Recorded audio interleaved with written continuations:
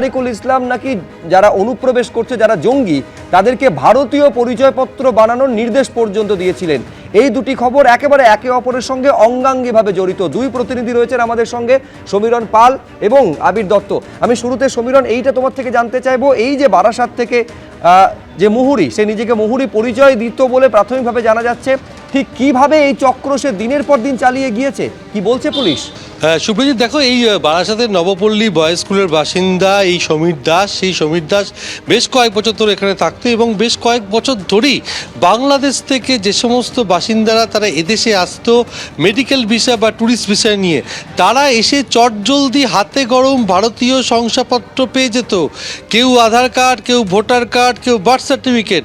আধার কার্ডের জন্য ধার্য করা হতো 15,000 টাকা, ভোটার কার্ডের জন্য 10,000 টাকা এবং বার্থ সার্টিফিকেটের জন্য 12,000 টাকা, প্যান কার্ডের জন্য 3,000 টাকা। এই টাকা একেবারে ফিক্সড, কোনোভাবে কম হবে না। আর এই মোডাস অপারেন্ডি যেটা পুলিশ জানতে পারছে এবং তা দেখে তদন্তকারীদের চোখ কপালে উঠে গেছে, যে বাংলাদেশের বিভিন্ন প্রান্ত থেকে যে সমস্ত নাগরিকরা এই ভারতীয় নথি তৈরি করতে চান, তারা প্রথমে এই সমীর দাসের সঙ্গে যোগাযোগ করতেন এবং সমীর দাসকে একেবারে দিন নির্ধারণ করে দিতেন যে এত দিনের মধ্যে তারা ভারতে আসবেন, এসে হাতে গরম চটজলদি এই সমস্ত নথি নিয়ে যাবেন। সেই মতো সমীর দাস এই সমস্ত নথি তৈরি করে প্রস্তুত করে রাখতেন, তারপরে তাদেরকে ফোন করতেন, তার ফোন পাওয়ার পর তারা ভারতে আসতেন, এসে এই সমস্ত নথি নিয়ে নিতেন।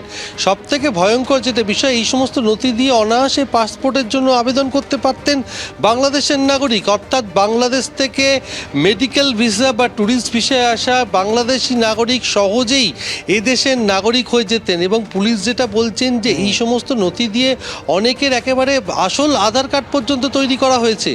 এই নথি তৈরি কতদিন ধরে করছেন সমীর দাস, সেটা যেটা জানা যাচ্ছে বেশ কিছুদিন ধরে করছেন। আজকে তাকে বারাসাত আদালতে পেশ করা হয়েছিল, 7 দিনের পুলিশ হেফাজতের নির্দেশ দেওয়া হয়েছে। পুলিশ মনে করছে বাংলাদেশেও এই চক্রের বেশ কয়েকজন যুক্ত আছে, তার পাশাপাশি এ রাজ্যেও বেশ কয়েকজন যুক্ত আছে, কেননা সমীর দাস একা এই সমস্ত শংসাপত্র তৈরি করতে পারেন না, তার সঙ্গে আরও সহযোগী রয়েছে। ঠিক, একেবারে কিভাবে নেটওয়ার্কটা চলতো এইটা কিন্তু খুঁজে বের করার চেষ্টা করছে পুলিশ। আমি একবার ভাবছিলাম, ধরুন প্যান কার্ড তৈরি করা, পাসপোর্ট থেকে শুরু করে আধার কার্ড তৈরি করা, এটা একটা সময় সাপেক্ষ ব্যাপার এবং অনেক সময় পাসপোর্টের ক্ষেত্রে ভেরিফিকেশনে তো ক্যান্সেল পর্যন্ত হয়ে যায়। কিন্তু এই সমীর দাস যেভাবে চালাতো, আমাদের প্রতিনিধি সমীরণ পাল যেটা বলছেন, এ তো বাচ্চার হাতের মোয়া মনে হচ্ছে। এইভাবে পাওয়া যেত যে ফেলো করি মাখো তেল, রেড চার্ট অনুযায়ী টাকা ফেলবেন, সঙ্গে সঙ্গে জাল নথির ভিত্তিতে আসল পাসপোর্ট হাতে পেয়ে যেত যারা বাংলাদেশ থেকে ট্যুরিস্ট ভিসা বা মেডিকেল ভিসা নিয়ে আসতো।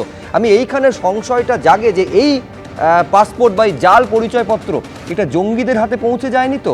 আশঙ্কাটা তৈরি হচ্ছে এই কারণে, এই তারিকুল ইসলাম নাকি নির্দেশ দিয়েছিল অনুপ্রবেশকারী যারা জঙ্গি তাদেরকে ভারতীয় পরিচয়পত্র জোগাড় করার। কিভাবে সেটা হতো, কি পাওয়া গেল জিজ্ঞাসাবাদ করে এই তারিকুল ইসলামের থেকে? আবির আরো বিস্তারিত বলতে পারবে।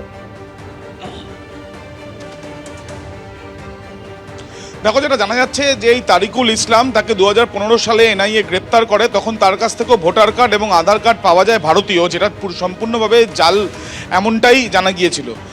যেটা সম্ভাবনা রয়েছে, তদন্তকারীরা যেটা মনে করছেন যে জঙ্গিরা ইতিমধ্যেই আনসারুল্লাহ বাংলা টিমের সদস্য, বিশেষ করে সাদরাদি, সে ভারতবর্ষে প্রবেশ করে, সে বাংলাদেশি।